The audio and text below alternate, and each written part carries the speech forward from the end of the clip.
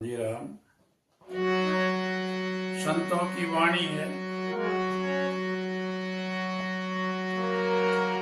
हरियारता तत्का मत कारता नाय, मत कारता जो पीवे सो तत पावे नाय। मत कारता जो पीवे सो तत पावे नाय।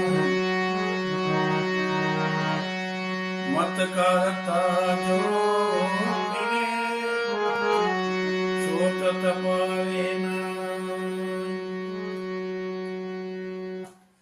हरिया रत्ता तत् का मत का रत्ता ना है। हरिराम जी कहते हैं